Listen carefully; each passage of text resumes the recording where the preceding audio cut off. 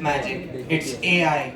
Machine intelligence is the last invention that humanity will ever need to make. I think so. AI is the future. AI is the new electricity. A very warm good morning to one and all present over here. I am Shivanurag from SICA 78, here to take you all through this very informative session on AI and machine learning. We are gathered here to get some knowledge on the same from our honorable chief guest, Dr. Anuj Mahajan. We welcome you, sir. A very warm welcome. A very warm welcome to guest Mrs. Vandana Mahajan, Managing Trustee Dr. Vijay Lakshmi Iyengar, SMC members SICA 78, Mrs. Usha Iyer, principals, vice principals and teachers of all three branches of SICA, and my dear friends, students, science stream of all three branches.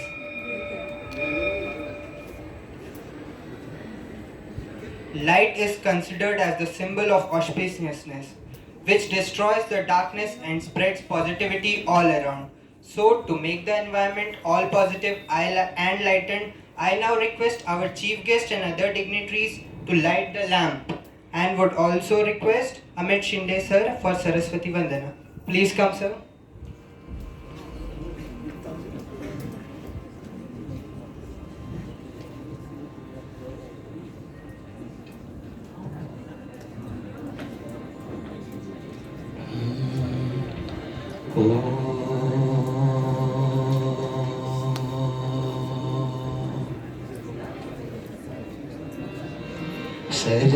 Sarveshwari Jagadishwari Sarveshwari Jagadishwari hey मातृरूप Maheshwari hey मातृरूप Maheshwari ममतामयी करुणामयी ममतामयी करुणामयी hey मातृरूप Maheshwari hey मातृरूप Maheshwari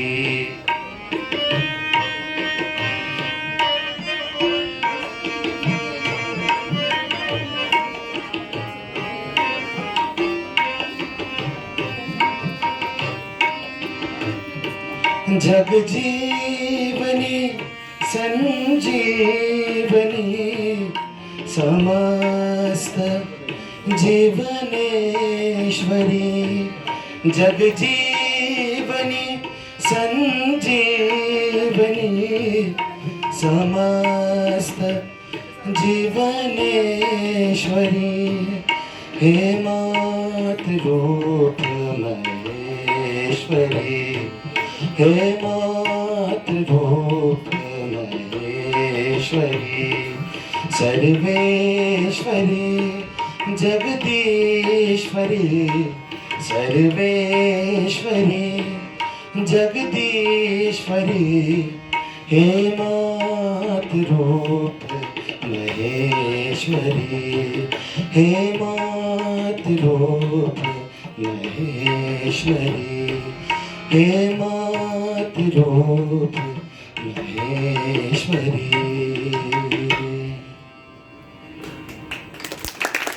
Thank you, sir. Today we are honored to have our prestigious guest, an alumnus of SICA, Dr. Anuj Mahajan. He is an inspiration. He is the motivation for all of us to reach extreme heights and achieve great success in our careers and excel in lives. Though Anuj sir doesn't need any introduction, but it is our proud privilege to know about the achievements and abundance of knowledge which sir carries. Dr. Anuj Mahajan, he completed his early education from our own institution, SICA. Then sir obtained his BTech plus MTech dual degree from the Institute of IIT Delhi. Further, he obtained his Ph.D. in Computer Sciences from University of Oxford. Sir has won many awards, earned scholarships and got many achievements. Some of the milestones are AI PhD Fellowship Award in 2020, IIT Delhi Institute Merit Award, KVPY Fellowship, ताली बजती रहे, बहुत अच्छे achievements हैं sir के। KVPY Fellowship in 2009, awarded by Department of Science and Technology, Government of India. Sir is the winner of Microsoft Code.fun.do programming event organized by Microsoft. Sir won the Award of Excellence in Australian National Chemistry Quiz and secured All India Rank 1 for 3 consecutive years. Sir has worked in machine learning and statistics groups in the following areas of deep reinforcement learning, probabilistic graphical methods, and ranking for dueling bandits. Sir is part of many program committees and taught in Hertford College, University of Oxford. Anuj sir has published many articles in various international journals and conferences and has conducted many workshops on AI and machine learning, reinforcement learning and quantum tensor networks, model-based multi-agent discovering systems for sample-efficient reinforcement learning, etc. Sir's work patents in USA are method and system for predicting requirements of a user or a resource over a computer network, personalizing application interface based on usage, and the list goes on and on and on. Now I request our Managing Trustee Dr. Vijay Lakshmi Iyengar to give a floral welcome to our chief guest, Dr. Anuj Mahajan.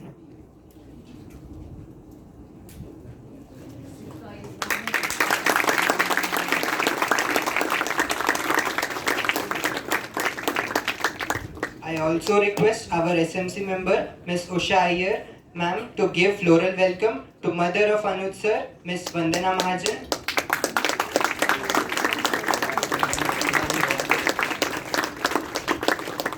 Thank you, ma'am.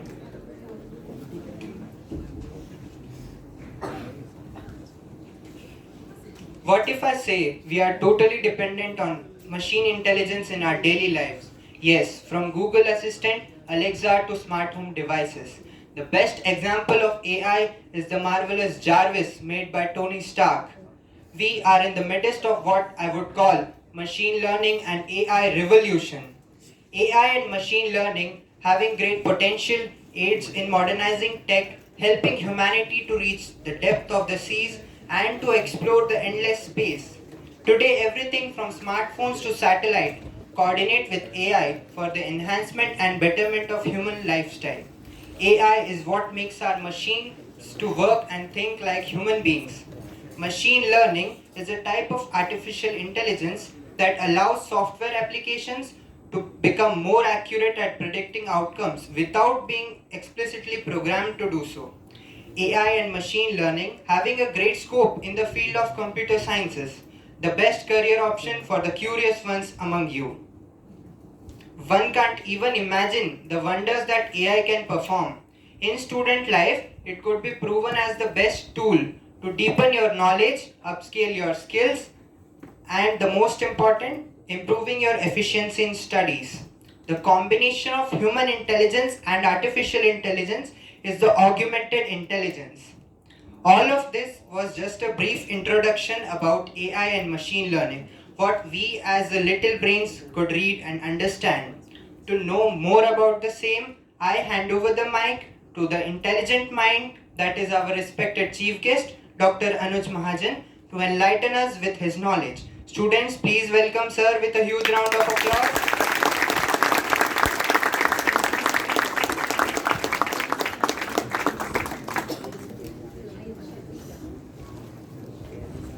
May I request other dignitaries to please take their seat in the front row.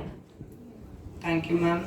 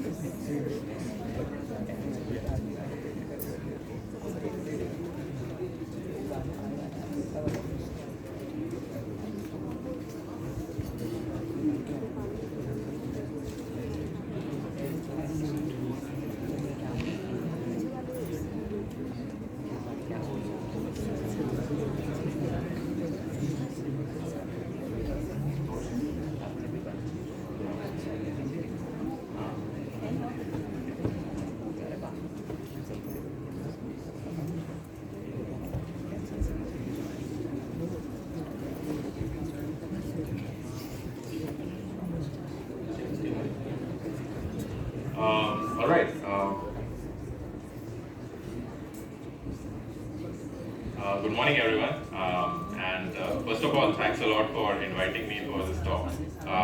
And also thanks to all the attendees who have come here to hear me today. Um, yeah, so it's really nice to come back to my own alma mater after so many years and see so many familiar faces. It's been a long time. 12 years have passed, and yeah, I've been studying and working on research, etc. So it's really nice to come here and meet all the previously known members of SICA.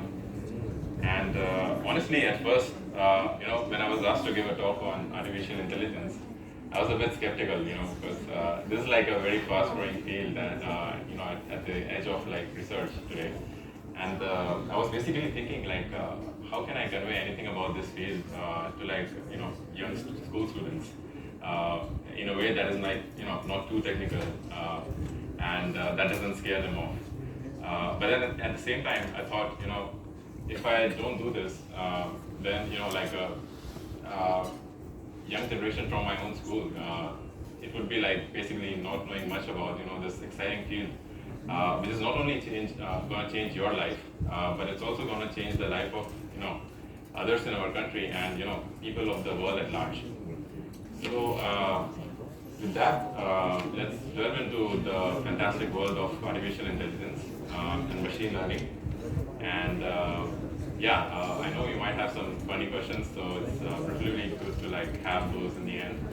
But let's dive straight into the talk today. So let's first target the elephant in the room here, right? What is artificial intelligence?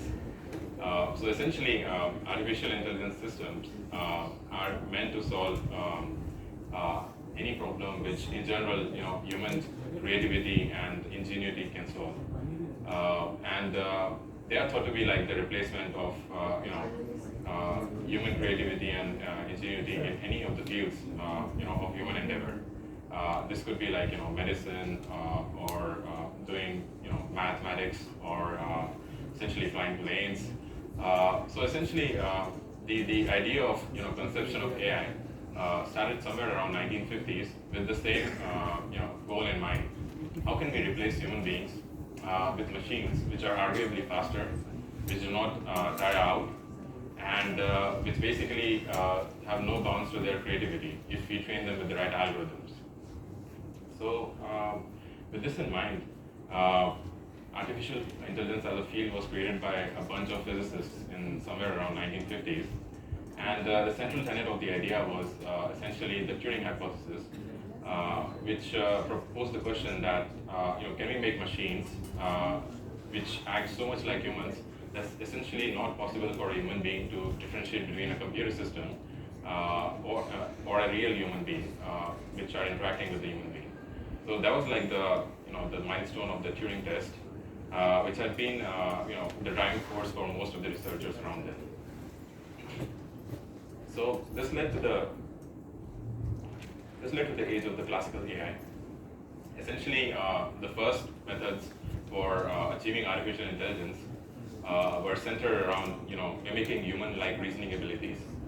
So these machines basically encompass large search and logical-based systems, which would essentially look at their own databases, and from their database they would look at rules to apply in order to automate things.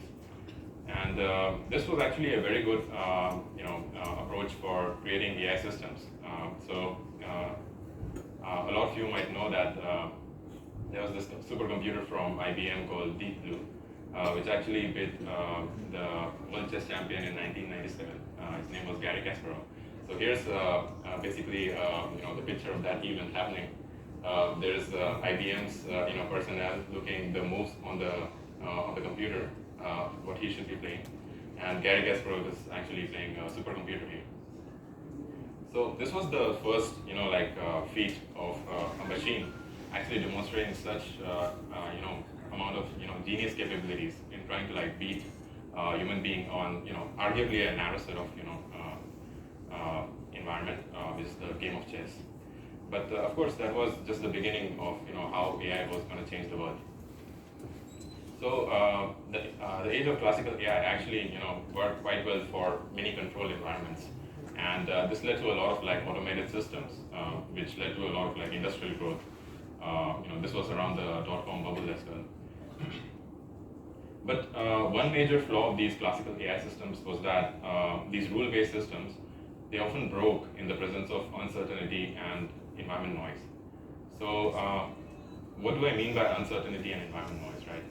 So, for example, a very good case of such a system is trying to control a fusion reactor. So I'm sure a lot of you must be studying about fusion, nuclear fusion. This is like this really awesome source of energy production, but it's extremely hard to achieve at the same time, because fusion, if you want to achieve it, it only happens at around like 100 million degrees, centigrades, and you have to have like very precise measurements and control systems for essentially manipulating the plasma fuel, which is used in these systems. So these systems are essentially very, very chaotic in nature, meaning that it's not possible to predict what's going to happen or how the system of these fusion reactors are going to be like in the future, given their current state. And this has to do a lot with how accurately we can measure their states. So maybe a lot of you might be thinking about things like the uncertainty principle from quantum mechanics, or things like chaos theory. So yeah, both are very much applicable ideas in such kind of systems.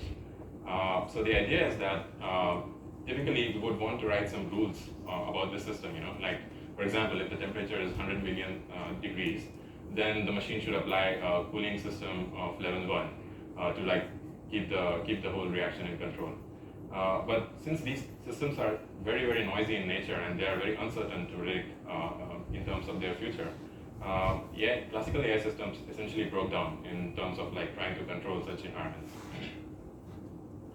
And so this led to the development of a new field called machine learning, whose goal was to fix the problem of this brittleness of AI systems in terms of like handling scenarios where there was a lot of uncertainty. So machine learning is a field at the confluence of computer science, optimization, and statistics. They're all like very mathematics-heavy, fields which are very well established, in their own rights, very well studied actually. So essentially, the idea of combining all of these different fields led to like development of machine learning, which came to be extremely versatile in terms of its applicability. In fact, you must be knowing about a lot of like tech giants like Amazon and Google. So a lot of these big companies became giants because of these revolutions in machine learning only. So it's not unfair to say that machine learning has been the backbone of modern artificial intelligence systems. And so to give you a very high or like abstract idea of how machine learning works, essentially previously the classical AI systems used to have these rules which were given to them by experts, but machine learning systems can actually automate the process of rule learning. So meaning that a machine learning system would automatically figure out if the temperature is 100 million degrees, then I should apply cooling system level 1 just from the observations and the system specifications which are given to the machine.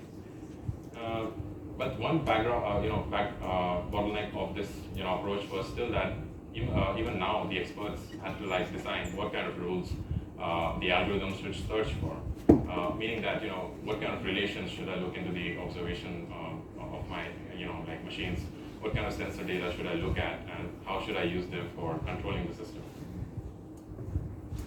So essentially right around the previous decade, around 10 years ago, there were two major revolutions which changed how we did machine learning. And these two, breakthroughs essentially allowed the era of deep learning. So before we go to that, I would like to establish some of the very common problems which we solve as intelligent beings, and even several of the other animal species solve in front of us, like image recognition. That is extremely hard for classical machine learning systems to solve. So for example, it's really hard for classical machine learning systems to recognize a cat in the picture. So essentially there's I've put some pictures of the cats here. And just to briefly mention why is it so difficult to come up with a rule to like identify cats in a picture. You can see that across the pictures, the cat can actually have various shapes and sizes. It can have different colors and different, like posture and orientation of sitting in the frames, right? So essentially, it becomes a nightmare for any expert to even, conjure the kind of rules which would be required for identifying such objects in the images. And of course, this is a very simple problem and a very common problem encountered by, modern AI assistants. So machine learning was being held back because of two major reasons. The systems were relying on expert knowledge for designing what kind of rules to search for the machines, and the computation apparatus which we had was not very advanced. So as I mentioned, both of these things actually changed around 10 years ago when we had like developments in acceleration hardware. These are things like graphics processor. So a lot of you who like to play games, just like I do, they must be knowing a lot about graphic processors, right? Yeah. In fact, today there are like some very dedicated kind of like processors which are made for this kind of machine learning. The second advancement was essentially heavy developments in the fields of algorithms for machine learning and software practices, which allowed us to run training these machine learning systems on a very large scale. So both of these advancements actually led to machine learning entering the era of deep learning. So coming back to our cat recognition example, here you see this input, which is essentially a cat, and our task is to identify this cat in the picture. And the way a machine learning system, the modern machine learning system, works now is it looks at a lot of like localized spaces in this image and tries to detect features or rules which it can like extract towards identifying a cat. And this like extraction of rules happens at a lot of different resolutions. So there's like a lot of layers which are applied one after the other towards predicting whether the image has a cat or not. So this is, as I said, a very simple problem for humans, right? Like I'm sure all of you could recognize all the cats in this videos, right? In these pictures. But apparently, we had to actually mimic the human visual cortex in order to like come up with a system which could identify these objects in the pictures. And this is just one example of a deep learning system. By the way, the word deep comes in deep learning because of these deeply cascaded layers of feature extractors or rule extractors. So just to give you a very brief overview of how this works, these are essentially like the rules which the system has learned to like recognize on a given input. So here you will see something which is strangely like resembling a cat. Can the guys in the back actually see this? Cool. So yeah, like in the first layer actually, the rules which are extracted by the system are very much similar to like cats, and as you go down like deeper into the layers, it becomes quite difficult to like understand what the system is trying to do here, like what kind of features is it looking at. So for example, in the second layer, you might think that the features, the system is looking at the texture of the cat fur.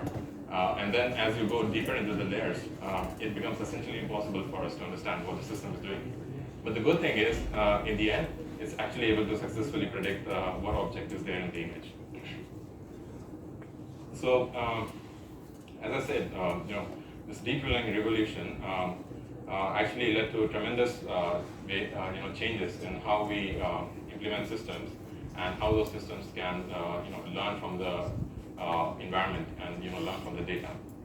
And it was not just the cat recognition or image recognition problem. A lot of like class of problems called supervised learning were solved using these approaches. So for example, using this technology, we can actually understand what a person is saying. As I'm speaking, a machine can actually understand the natural language, and it can use that natural language to condition its answers or like responses to me. So it can actually do dialogue with me. It can also do things like translation. So it can take a language, for example, I'm speaking in English right now, and possibly start speaking Kannada, and convert the whole speech into the current language in real time. So essentially, all of these things belong to the domain of supervised learning, where you have some inputs which are given to the system, and you have a list of like desired outputs from the system, and the system learns a function map from the inputs to the outputs which you want to like learn. So far in the previous decade, the research has mostly focused on developing these perception systems or senses for the machines. Their eyes, their ears, their speech systems. But what about the brains of the machines? Because arguably, what we consider as intelligent behavior has got a lot to do with how human beings plan in the long term, how they decide about actions which they need to take in the environment towards satisfying some long-term goals. For example, all of you are attending school right now, and a lot of you might want to become researchers or businessmen or like some other profession. And so you're planning right now, So what should you be studying? How should you like plan your examinations? Which institutes you should be going to? And so all of these questions entail intelligent behavior, right? Because they involve thinking about the future and then accounting for the future and taking the right action right now. This is where a lot of my research comes in. So I essentially work on the deep reinforcement learning field, which is the leading contender for creating truly intelligent systems. So the way deep reinforcement learning works is it tries to design systems which are learning by interacting with the world, just like a human does, or let's say a baby does, right? When you encounter a baby and let's say there's some hot object around the baby and it accidentally touches the hot object, then it will actually learn a feedback, right, to not touch the hot object because otherwise, the hand will burn. So in a similar system, deep reinforcement learning agents are designed to learn from the feedbacks in the environment and then take actions which kind of maximize their maximize their long-term utility or accomplish some goal which they want to do. And the idea here is to like come up with the right behavior so that the agent learns to behave in the right manner across a large number of interaction steps with the world. So deep reinforcement learning, as I said, is the leading contender for AI, and it combines deep learning technologies, which I just talked to you about, along with reinforcement learning, which is essentially learning from feedbacks. So let us take the example of this mouse in the maze for understanding how it works. So essentially, the goal of this mouse here is to like get to the piece of cake somewhere in the maze. So the mouse is put in the maze, and for the time being, let's assume that we replace the brains of this mouse with an actual machine learning system, meaning that the machine learning system would now control how the mouse acts in the environment. So the way it works is essentially the mouse sees its environment around around using the sensors which it has. It has got a pair of eyes to get visual input. It has got some whiskers to get some tactical feedback, and also like a sense of smell to probably smell the cake. So the mouse actually observes these things, but has no way to figure out what these observations mean and how it's gonna help him achieve the goal, which here is like to get to the cake. So what happens is the mouse would then take an action in the world, meaning that it would move somewhere in the world here, north, south, east, or west, and by repeated process of trial and error, it will start figuring out what observation rules are actually important for accomplishing the goal, and what action should it take. So both of these loops are completed by the fields of deep learning and reinforcement learning, and eventually, after a long process of trial and error and trying to learn about the observations to look for and the goal to optimize, the mouse will eventually actually behave like a real mouse, right? Without the brain like replaced. So that is how deep reinforcement learning works. In fact, there are some very cool things which we can do with deep reinforcement learning. For example, this is a work from my research in which the agents are trying to like optimize some reward. So in this case, essentially, the blue agent over here is trying to reach to the purple pyramid, which you see on the platform here, the red platform. And the world is designed in such a way that the blue agent cannot reach the purple pyramid within permissible physics of the environment. And so it has to figure out a way to like reach the thing on the the purple pyramid on the platform. And here we see like the agent actually demonstrates some very interesting ways to accomplish its goals, like by exploring like different strategies. So here we see like tool usage and experimentation demonstrated by these agents. And mind you, this is like a very rich 3D environment. So we are already getting very, very close to mimicking how animals learn and how like humans learn in the future. So that was like a very whirlwind introduction to AI for all of you. Now let's ponder upon the more important question of how artificial intelligence is going to change the world, right? And I've got some applications which I want to discuss, which would really impact our own lives, like how the common man or how the common person is going to be impacted by the developments in AI. So the first field is going to be, which I'm going to talk about, is agriculture. Artificial intelligence systems can actually help us get very high yields for crops. And so this is really important for an economy like India, whose 20% GDP essentially comes from agriculture. Next, AI can actually help us, lower down the labor requirements and, enhance the productivity of the workers. So you might be shocked to know that almost 50% of India's workforce works on agriculture and related activities. This is like a huge like fraction of human capital spent on just agriculture, right? And so it's very much an automated, a field which can be made automatic, and AI systems can be very helpful in these. In fact, we have a lot of like deployments of AI agents which are optimizing agriculture in the real world right now. The next point is essentially using AI-based models for surveillance and like planning the crops. We can actually create yield of the agriculture which is more resistant to things like droughts or diseases. We can even use AI models to genetically modify the crops so that they have like better yield and they are resistant to pests and diseases. And this all is like already happening in the real world. There are systems in Bangalore and in California also which use AI for farming. The next very important field which AI is going to impact is that of medicine. So these days AI systems can easily distill billions of medical records, and thousands of research articles which are written by doctors. And through this process, they can essentially be much more powerful than a real doctor in the world, because they can distill all of the knowledge which is present in these records and these research papers. And using this, they can give some very precise and specific treatments for a lot of diseases. AI is already being used for understanding, things like protein structures and DNA structures. And since structure plays a very important role in functional mapping of these entities, we are already getting very close to diagnosing very complex genetic conditions.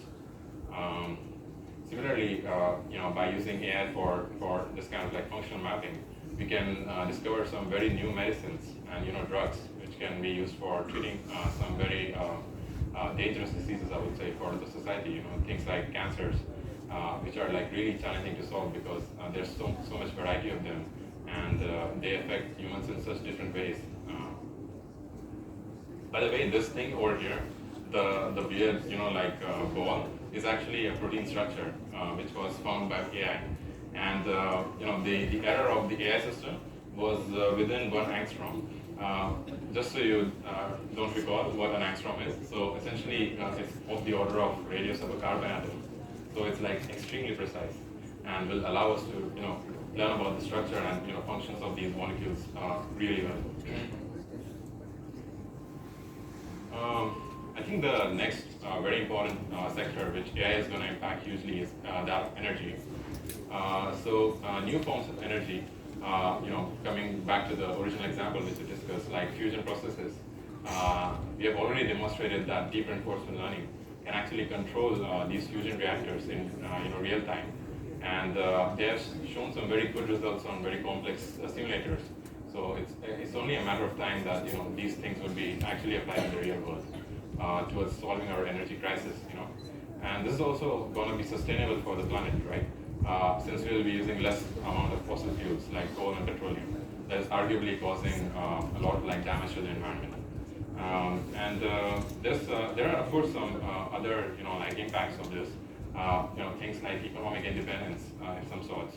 So today you might be hearing a lot about the conflict between Ukraine and Russia, or how much India is dependent on oil and natural gas from the Middle East. And so all of these things actually compromise the independence of our nation, right, in some way, because we cannot act in our self-interest because of the way how we depend on energy needs for external countries.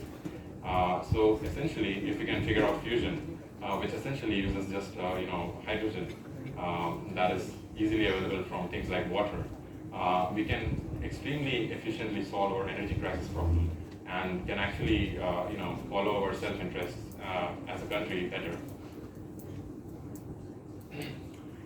Next, AI is going to change and bring about a revolution in how things are manufactured, and research is happening in the manufacturing sector. Already AI is being used to enhance human expertise. So in the image over here, you see AI-assisted simulation and insights, which are used by in real time by a human designer to design products which are more efficient. So they perform better, and at the same time, the manufacturing cost and the amount of raw materials required is also very less. So as we have more and more developments in this, we are going to see a lot of reduction in the costs of day-to-day things which we use in our life. Like things like cars or like planes or fans, lights, etc. Next, AI is going to be super helpful in dealing with some of the problems in the finance sector. So it's definitely going to lead to a lot of reduction in the variance of prices of commodities. So I'm sure you must have heard of news like the farmers have dumped their crop yields because the price was so low that even transportation was not feasible for them. So a lot of these problems have to do with setting the correct price and predicting the crop yield correctly. And so this applies to a lot of different sectors, not just agriculture, right? So this can definitely help in stabilizing the markets. Another important point in which AI can help us is cracking down on frauds and financial problems like money laundering. So this has been particularly a very important problem for India, right? We all know demonetization was done so that we can actually counter Pakistan from using counterfeit currency to promote terrorism in India. So while demonetization has been very successful, it's still becoming the money laundering is still becoming a problem. And so AI systems can be much more precise in cracking down on these kind of problems in the real world, especially for a country like India. We're also having revolutions in how we access the internet. So there's already the era of Web3, which is going to change how we deal with applications on the internet and how much they will know about us. So if you have been following that, there are going to be some very interesting consequences of combining AI with these decentralized financial systems like blockchains. Finally, AI is going to be having tremendous impacts on the quality of our life, right? So already AI is being used for pushing the limits of human creativity. For example, here you see a very cute picture of a corgi dog, which is riding a bike in Times Square, and it's wearing sunglasses and beach hat. But the reality is that this is not a real image. It has been totally composed by AI by just using this textual cue. So AI systems are so good at making such fake images that humans cannot actually recognize what is real and what is not, right? Similarly, all of these faces which I'm showing you, none of them are actually real persons. They have all been generated by a technology in deep learning called generative adversarial networks. And soon, actually not soon, we are already using these kind of technologies for some fun applications. Probably some of you might be using things like Instagram or stuff, where you can like edit faces. You can add beard to a person or like make a young person look old, and a lot of these things. So you can actually create some very realistic looking fake movies in real time, and very fast, thanks to these technologies. So that's already a big push in how we, express our, creativity. Next, AI is definitely gonna provide us very good recommendation systems in the age of choices. Today we have like thousands of choices for some of the very trivial things in our life. Like what clothes should I buy, and of course, not just that. We have thousands of choices for things like what career should I choose and what should I study. So for all these problems, which kind of cause a catastrophe for a human being in terms of like choice explosion, AI can help us very well in terms of understanding what a human really wants and how can we help a human being towards achieving their true goals. For social welfare, I already know some of the startups which are working towards helping the underprivileged people understand the importance of healthy life better, and AI is already being used to promote awareness among such people. So I know some startups in Bangalore which are already doing this. Next, AI is already being used for things like crime prevention and safety of citizens, right? So there are applications of this in essentially Australia that I know of, where AI is being used for allocating police patrols in shady areas and shady neighborhoods. We also have, of course, AI personal assistants. I'm pretty sure you must already be using these assistants, right? Like, for example, Amazon's Alexa and Microsoft's Cortana, as I'll show that. So we already have the ingredients of like real-life assistants, which can actually accompany a human being, because there's already a lot of technology and advancements in robotics, which have happened, and deep learning has enabled us to come up with brains for these robots. Things like C3PO and R2D2 are really things from science fiction movies, and they're going to be real pretty soon. Here's a summary of AI in some of the Metaverse, which I think is very realistic, right? The first one is like essentially AI is going to be the new industrial revolution in the making, impacting all the industries. So this is pretty evident from what I've already told you about the applications of AI in various sectors. Some people are also calling AI to be like software engineering 2.0, because essentially it's allowing us to write code bases which learn from human data and can actually automatically adapt to the requirements of the user. And that is very powerful, because otherwise you will have to like re-implement the system, which takes a lot of time and good programming skills to do. Similarly, some people are calling AI the nuclear option equivalent of modern warfare, right?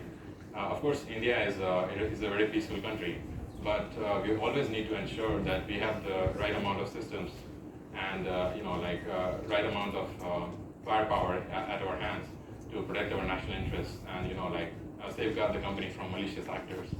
And already AI is changing the playing field here.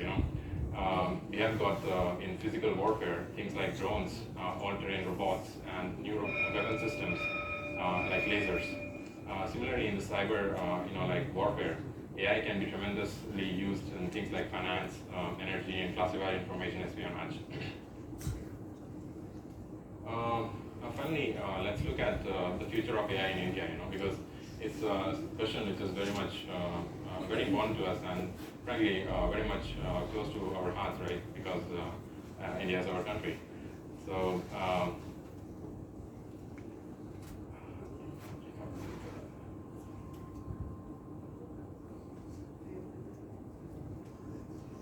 yeah, the slides are not showing.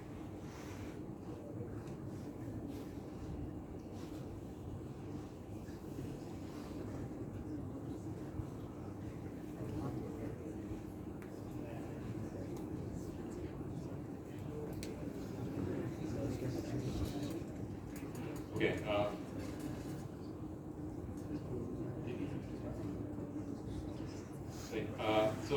Essentially, I was going to show you some of the statistics about the contribution in terms of actual financial revenue which AI is generating with respect to other sectors already in India, and how does the picture look like.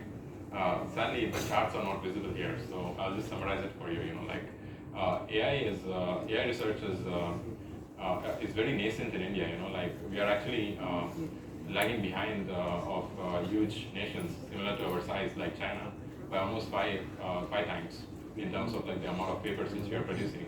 The silver lining is that our researchers are extremely efficient in creating AI systems. I'm pretty sure you all know that there has been no shortage of bright minds in India. And the fun fact is, Indian researchers are actually 4 times more efficient than Chinese researchers when it comes to per dollar expenditure on AI research. And so already we are seeing movements from both the government and the private sector towards boosting AI research in India. And the story is actually good, and essentially the story is that of a good ending, I would say, as we shall see in the future soon. I guess I would like to conclude the talk by briefly discussing how do we make AI useful towards making India a world leader, right?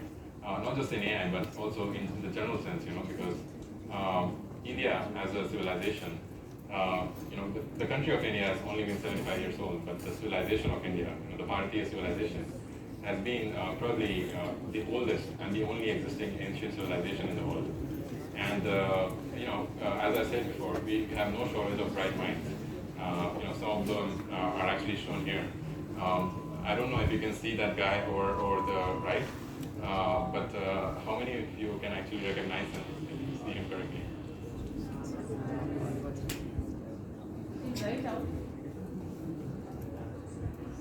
No, that was supposed to be a quiz actually. Not many hands. Yeah, sure. Exactly. So he's Nambi Narayan. He's like the chief architect of India's space program. A very nice movie called Rocketry actually came around, which highlighted the problems which scientists face in this country. And of course, things are being taken to prevent this kind of behavior and this kind of experience for researchers. But we really need to recognize the great people of our civilization, as such. People like Ramanujan in the center, arguably one of the greatest mathematicians of all times. I mean, there are literally PhDs happening right now to understand his work, long after he is no more. Similarly, I think this guy is going to be very difficult for you to know or guess. So he's the actual inventor of calculus and function approximations. And a lot of you think that it was Newton or Leibniz who developed calculus, which ultimately led to industrial revolution and stuff in Europe. But actually, this guy, his name is Madhav from Sangamgram. It's like a village in Kerala. He was the first person to actually document, trigonometric expansion functions and approximation theory. And this was approximately at least 200 years before Newton did his work, right? So India has always been a place of tremendous leadership in knowledge systems and research in general. And we need to restore our civilization to its former glory. I mean, we have always been leaders in economy. India has been occupying at least 40% of the world's GDP before the unfortunate colonial mishap. And so the time is right for us to work together towards rebuilding India as a civilization and restoring India to its former glory. And there is so much information out there today which you guys can use, so much media which you can use and consume for collaboration towards making these things happen. And finally, I would like to say, we should also take some time to actually think about and celebrate the real heroes of our nation. People like soldiers or scientists and doctors, teachers. So many people who actually contribute to the nation in a real way, instead of things like entertainers or things like cricketers or Bollywood. So I would really urge you to spend more time in being more productive, understanding how things like AI would be used in making India a superpower. And I will like you to collaborate together, and as the youth of the nation, take up the responsibility of progressing India towards a better future. So with that, I would like to conclude my talk here. I think I've taken a lot of time, but yeah, I would be happy to take your questions. Thank you.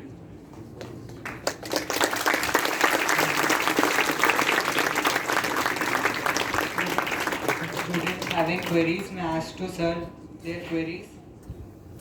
This is the perfect time. Those who want to pursue their career in this nice field, this is the perfect time for you to ask your questions to sir, who has excelled in his field. Will AI be generating employment or unemployment in future? Yeah, that's a great question actually. So the way to look at it is, from different perspectives. Arguably, AI, what it does is replaces, trivial human labor, right? At the same time, it gives us opportunity to be more creative and like more productive, in the sense that we don't have to toil around in the agricultural fields, or we don't have to do things like welding or I don't know, like creating machines. These things are something which AI can very well handle, and perhaps human beings can actually spend their time better on things like high level thinking, developing theories about the world, figuring out how to make the world a better place. So in that sense, it's a double-edged sword, right? Provided you actually use your time in a better way instead of wasting it. Like every coin has two sides, so what are the disadvantages of AI? Well, of course, AI is just as good as technology, and depends on the kind of person who is using it, right? Similar to like nuclear power, we know that nuclear power can be used for creating energy. At the same time, it's also a very deadly weapon which can end civilizations, right? So AI has like tremendous amplification power in terms of what a nation or a group of people want to do in terms of their intentions. So of course, there can be some very catastrophic, outcomes from AI. I'm sure you must have watched some very stark science fiction movies where some AI takes over the world, and that's very much a possibility, and it's actually being actively, countered. So people are doing research about how can we prevent this from happening at all in the future, and what kind of systems and measures can we take right now, before such a possibility can actually be a reality. In short, can you re-explain how AI is used in medicines? Yeah, so I briefly discussed the presence of the development of this new system called AlphaFold, which is being used for predicting the structure of protein molecules, right? So that is definitely one application where you can understand the human body, the genome, and the proteins which are present in the human body better. But of course, there are more things which you can do here. So essentially, AI allows you to do like intelligent search, and intelligent search would then be useful for things like drug discovery, right? So literally the way we solve diseases is by listing down thousands of chemicals or molecules which you want to synthesis and try and test whether this is going to be effective for a disease or not. So this is a very, very manual process, and it takes a lot of time. If you can use AI systems which can more intelligently inform your search for molecules, we can speed up this process very quickly. For example, in the pandemic, we almost spent like 2 or 3 years developing a vaccine, right? This could have been sped up so fast if we actually had the AI systems in place. So yeah, that's one other example. So one thing I want to ask, as you said, it's just how much data we are feeding on that only they try to get the whole thing, right? The data is incorrect, that we can make it or can fabricate the whole thing.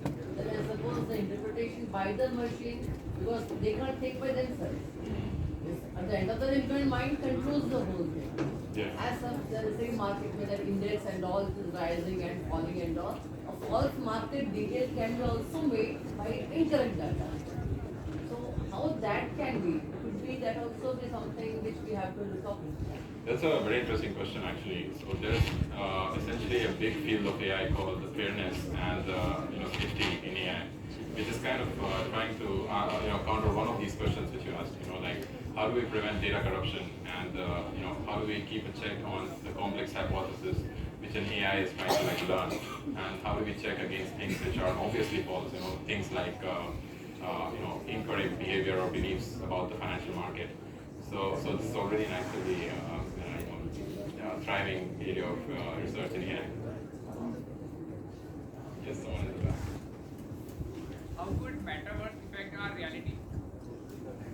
Well, I'm not super hands down on Metaverse because I prefer the real world more. But yeah, of course, it's changing the way people perceive things, right? So, I mean, you don't even have to go to Metaverse, right? For example, if you play video games, there is, you must have observed that there's a lot of option to like customize your character, right? And that is a Metaverse of sorts, right? Like you can buy some fancy clothes for your player, or like add some special symbol or gesture to the player. So that's all, instances of Metaverse in reality, right? And of course, push from Facebook, which is now Meta, is almost going to push it to the more extreme end. But frankly, I don't think a lot of people would be super keen on like trying out the metaverse. Of course, it's useful for some of the things, things like trying out products in in simulation before you actually buy them, or like trying to learn some skill, which is like super risky. I'm sure you must have seen this movie or heard of it called Matrix, right? There's this cool character called Neo, who's learning like all the karate and all the martial art things and in like simulation, using some hard disks and stuff. So yeah, of course, metaverse will be super useful in training people do and learn like risky things, which are otherwise like super expensive to do as on the real real world. Things like training soldiers, for example. Thank you.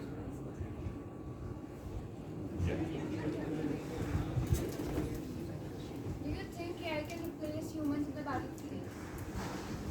Do I think AI can replace humans in the Battlefield. battlefield? Yeah, that's surely a reality. I mean, China is already pushing a lot of drones towards the Galwan Valley and other regions which are bordering India. So that's already something which is in place. And India needs to speed up its AI game to like rapidly counter China in some way or the other. Before we have to like literally sacrifice our lives for their drones. So that would be a very bad thing, right? And of course, you all are like brilliant minds, and you can help solve this problem. One thing, how to save your privacy. With AI, you're going to be public. That's right. So there's a special field of AI called Federated Learning, which essentially looks a lot about issues of privacy and decentralization. So the idea is like all these complex systems, we don't know what's happening inside them, and potentially they can actually release our private information. Things like what our DNA looks like, or family information. And so there's like a lot of research going on, like in how to hide this data or like anonymize this data towards like learning systems, which are still efficient and performant, but not at the cost of like privacy of human beings. So this is a very interesting debate. For example, countries like China don't care about privacy at all. Their citizens are okay with it, whereas people in sure, they cannot revolt. Of course, like people in Europe, for example, are very concerned about their privacy, and so around 4 or 5 years ago, there was this act called GDPR, which makes all the companies who are using some form of database method like AI to like train some applications, just like making sure that the user data is not leaked. So that's a very nice, I would say, like development in Europe, which even India should actually adopt. Because already our data centers are actually lying offshores. For example, if you have a Google account, the data server might be lying somewhere in like South Korea or somewhere in Singapore. So all your personal information is already in some other country over which you have no control. And so we definitely need these kind of laws to like make privacy more important. Indians are usually not concerned about privacy at all. That's what I found. So they should definitely more on this. Telling the serial because they are following orders, and if you are not giving the order, but it is on, and you are talking, and you are listening. Yeah. I mean, as a safety measure, I just disable Google Assistant in my phone. So I'm sure you can take these measures as well. Like if you don't want to, let your private information lead to big corporations like Google and Facebook, which are essentially like untouchable by even giant entities like Government of India. So definitely these places are somewhere where you as a user can actually assert simple checks to prevent this from happening. What exactly is the right age group of children where they should start learning AI as a subject? Well, AI is, it can be as simple as telling people that it's just learning some rules to like control a nuclear reactor. But essentially, as I mentioned, modern AI essentially develops a lot over things like computer science and statistics and mathematics. So things like optimization. So all of these are fairly like heavily mathematical fields. And so my best advice would be to like develop your mathematical skills more. Be strong in maths, as well as have some physical intuition. Like also be good at physics, because that has been also a very nice sort of like driving force for coming up with innovations in AI. So if you are good at these two fields, you can actually, like depending on how good you are, already start learning AI. I mean, there's nothing much complicated here. Like, of course, if you understand these subfields and how they work, you can train and you can, like be good at AI. Usually, it's in the college level. But yeah, I would say that in the school level, what we could do is like, make better programmers, better algorithmic thinkers among students. So what I thought was missing, for example, in my school education was that computer science, the real field, was never taught to us. It was mostly computer engineering, and even more, it was like learning syntax of C++. Sorry, Oja sir, I know you're here. But it was very less of like the real computer science, and very much more of like computer engineering, which kind of beats the point. Like computer science is a very much mathematical field. Thinking about structures, discrete optimization, things like that. And that I really learned when I went to like IIT, and I was fascinated by computer science then. So yeah, like perhaps we should have more emphasis on the kind of education which we are providing to kids. There are some very good venues. For example, I think right around when I was in school, there was this thing called the Cyber Olympiad or something like that, which came into being, and I would say it must have become like a very good venue by now. So yeah, if we can actually promote our kids to participate there and yeah, like perform good there, I think it's going to have a very strong foundation for them. Yeah. Okay, that's a bit bonkers, but yeah, sure. Yeah, it's. I mean, sure, you can teach them about like basically the effects of AI, how it's going to change your society, things which I kind of covered today. Also, you could perhaps talk about things like privacy or like concerns about training a system. But yeah, like if you really want to do AI, then you have to have a good knowledge of computer science, computer engineering, and mathematics. So these three things are essentially very important.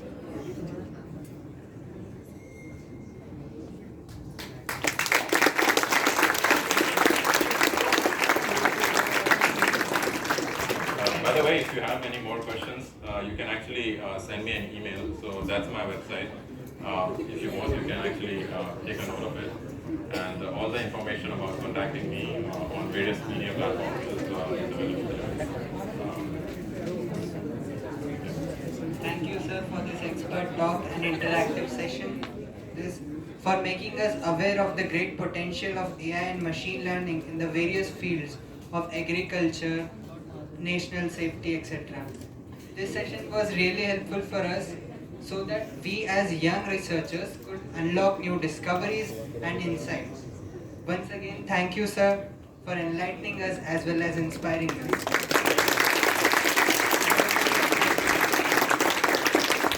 Now I humbly request the dignitaries to please take their seats on the stage.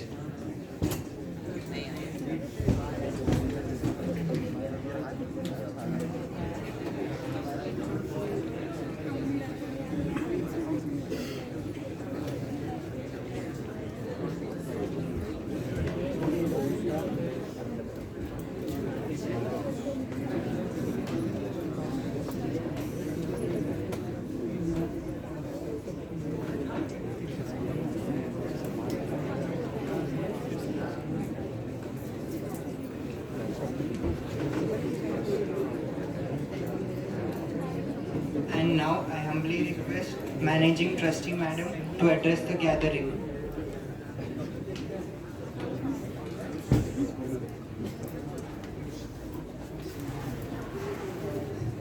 Good morning, everyone. Today's guest of honor is Anuj Mahajan, the celebrity mother, our own Vandana Mahajan, and all my colleagues the trust, from the SICA group of institutions and dear children. It gives me immense pride to stand before you as managing trustee, where we could hear the success stories of SICA students.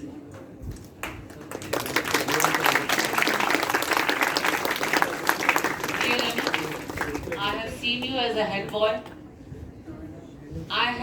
I can recall the science Olympiads achievements where principals used to have it in the assembly. And very recently, when I met your mother, she said, yes, Anuj is very much in town. Immediately I told Patel sir, who is your teacher, that we must have Anuj amidst us so that the future SICA students can also become good researchers, can also step in to the popular world of artificial intelligence. Today, learning has no age, though I am also a researcher. I did work little on blockchain, but how it has impacted blockchain, Web3, yes, I was very recently working on this. And then, very good thing here to understand, dear children, is that anything which you learn impacts our social and economic life. It is not just confined to the four walls. Theory and practice goes hand in glove. So, the need of the time is to look beyond the books, be in touch with the intellect capital we have got, the alumni of SICA. Recently, I've started success stories by our alumni, and the first seminar is of Anuj Mahajan. Looking forward for many more such valuable seminars whereby you will be having your alumni coming and sharing their practices which they are having. I thank you, Anuj, for making it to your own school, and looking forward that whenever we'll be, now very soon we are going to have the alumni meet, and I would like that you should join our alumni meet if you are in the country. And congratulations, Vandana madam, proud mother. And I also thank the principals for organizing such a wonderful program, the teachers for coordinating, and of course, without a good audience, we cannot have such wonderful program. Thank you very much.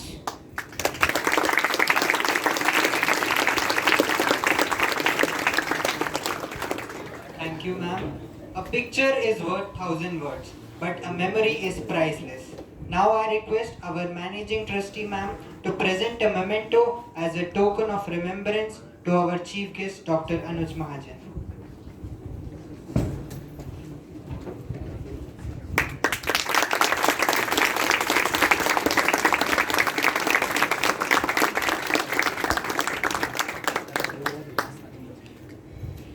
To conclude this successful session, I would like to call on stage Vice Principal SICA 78, Ms. Rajni Upriti, to propose the vote of thanks.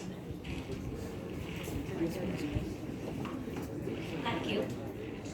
A very good morning to all present over here. The chief guest of the day, intelligent star of SICA family, Dr. Anuj Mahajan.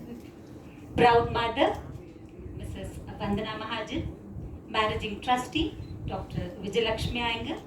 SMC member, SICA 78, Mrs. Usha Lakshmi Iyer. Principal, SICA College, Dr. Taranjeet Kaur. Principal, SICA 54, Mrs. Suza Matthew. Principal, SICA 78, Dr. Gajendra Singh Patel. Principal, SICA Nipania, Mrs. Ronika Valecha. Vice Principal Nipania, Mr. Dinesh Upadhyay, I think so.